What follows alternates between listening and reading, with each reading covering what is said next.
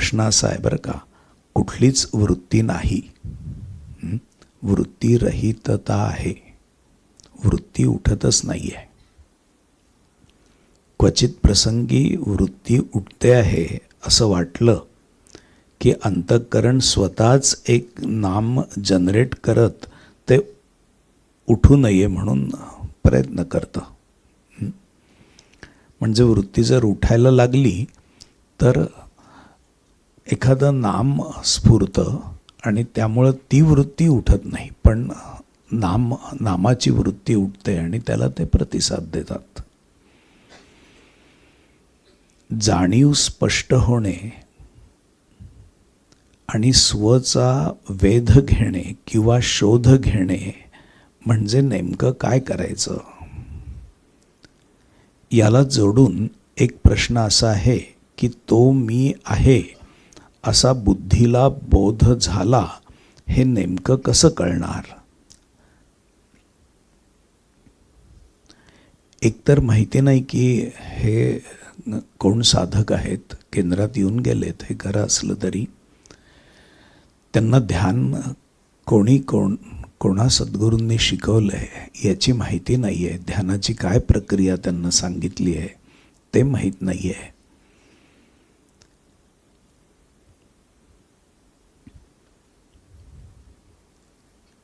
ध्यान हे केवळ निर्वृत्तिक होण्यासाठी करायची गोष्ट नाही आहे.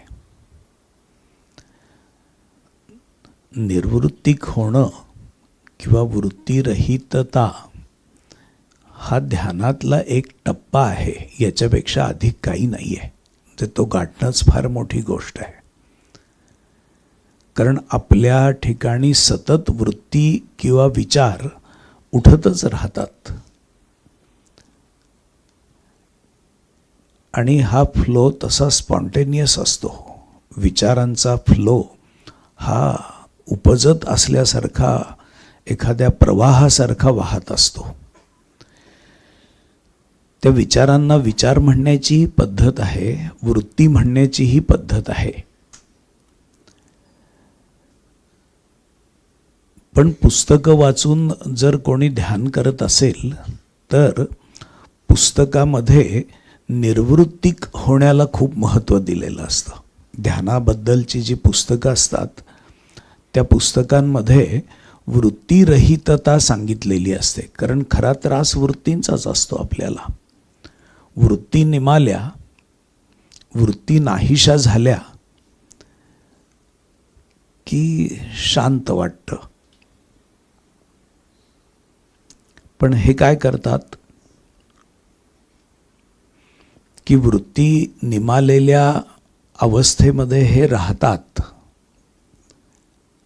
आणि जर वृत्ती उठतीये आणि उठते ती तशी आपोआप एखादी वृत्ती उठते, तेव्हा यांचं वैशिष्ट्य असं आहे की ते सावधपणाने एखादं नाम घेतात. नाहीतर खरं म्हणजे साधक उठलेल्या वृत्तीमध्ये सापडतो आणि त्याची 5-7 मिनटं विचार करण्यात जातात आणि मग त्याच्या लक्षात येतं की अरे आपण विचार करू लागलो, आपण ध्यान करत होतो खरं म्हणजे.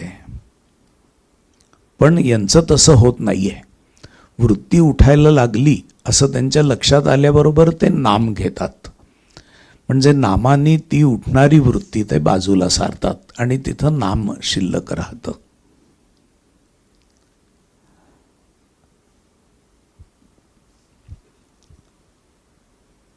नाम ही देखील वृत्तीच आहे. म्हणजे वृत्ती बाजूला सारण्यासाठी किंवा वृत्ती उठतीये ती उठू नये म्हणून जो उपाय केला आहे तर तो उपाय देखील ध्यानाचं जर म्हणायचं झालं तर अपायच आहे. ध्यानाच्या वेळेला नाम देखील नको, ध्यानाच्या वेळेला प्रार्थना नको, ध्यानाच्या वेळेला सद्गुरूंनी जे सांगितलंय त्याचं चिंतन नको. ते एरवी चांगलं आहे सगळं. ध्यानाच्या वेळेला मूर्ती देखील डोळ्यासमोर आणू नये. इतर विचार उठतायत तर मग मूर्तीकडे तरी पाहत राहावं. तर मूर्ती ध्यान देखील नको. या वृत्ती नाहीशा होण्यामध्येच सगळं दडलेलं आहे.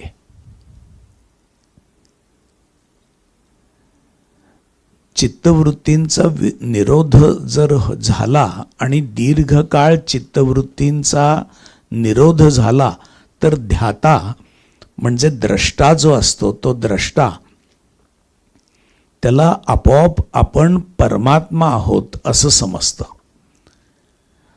पतंजली महामुनी असं म्हणतात की तदा द्रष्टुहु स्वरूपे अवस्थानम. त्या ठिकाणी द्रष्ट्याला स्वरूपाचं भान निर्माण होतं. आपण सच्चिदानंद स्वरूप आहोत असं द्रष्ट्याला समजतं. आणि मन नाहीसं झाल्यामुळंच हे समजतं, वृत्तीशून्यतेमुळंच हे समजतं. हे जेव्हा समजतं तेव्हा बुद्धी कार्यरत नसते. हे जेव्हा समजतं तेव्हा इंद्रिय कार्यरत नसतात. हे जेव्हा समजतं तेव्हा वृत्तीही नाहीशा झालेल्या असतात. इंद्रिय, बुद्धी आणि मन यांच्या मागं आपल्या स्वतःचं चैतन्य आहे आणि ते चैतन्यच इंद्रियांच्या अंगाने काम करतं. आपल्या आत असणारं चैतन्यच बुद्धीच्या अंगाने काम करतं. आपल्या अंतर्यामी असणारं चैतन्यच मनाच्या योगाने नाना प्रकारे विचार करतं. चैतन्याला बाहेर पडण्याचा मार्ग म्हणजे इंद्रिय, मन, बुद्धी आहेत. आणि हे तीनही मार्ग जर बंद केले तर आपलं जे आत्मचैतन्य किंवा जीव चैतन्य आहे ते आयसोलेट होतं. ते बाहेर पडू शकत नाही, त्याचं बहिर्गमनच होऊ शकत नाही.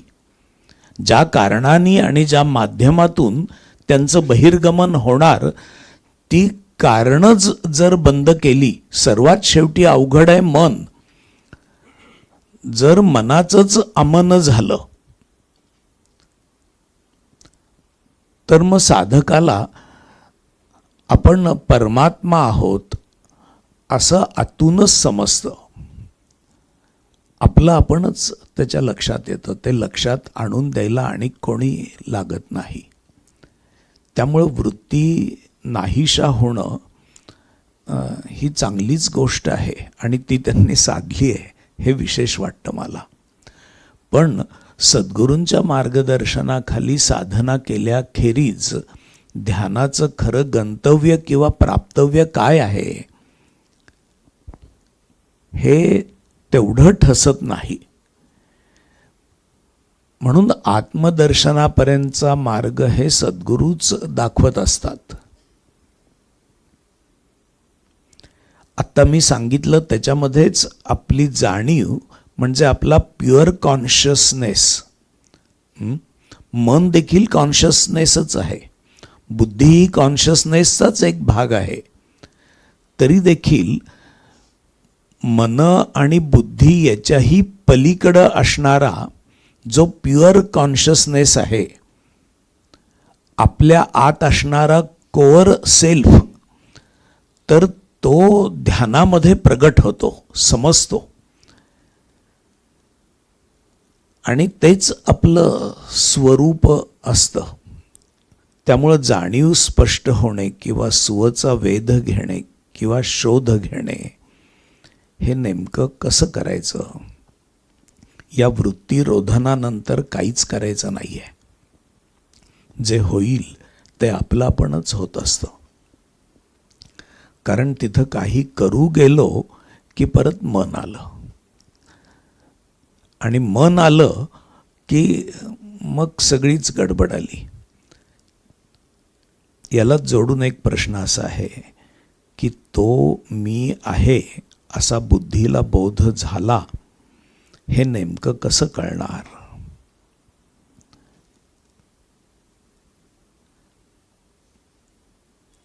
आत्मा हा स्वसंवेद्य असल्यामुळं तो आपला आपणच स्वतःची ओळख करून देतो. आत्मज्ञान झालं याला ग्वाही आतूनच मिळते.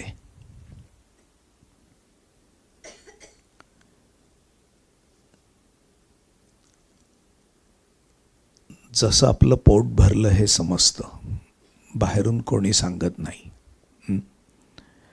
आपल्याला झोप चांगली लागली होती हे आपल्याला समजतं. तसं वृत्तीशून्यता आली हे जसं आपल्याला समजतं, तसं वृत्तीशून्यतेच्या नंतर काही काळाने, कित्येक काळाने असं मी म्हणेन, आपल्याला आत्मबोध झाला हे ज्याचं त्याला स्पष्ट कळतं. झाले समाधान त्यासी ग्वाही माझे मन, असं स्वामीजींचा एक अनुभव आहे, अभंग आहे. त्याची ग्वाही आपल्या आतूनच आपल्याला मिळते आणि कोणी देण्याची तशी गरज भासत नाही.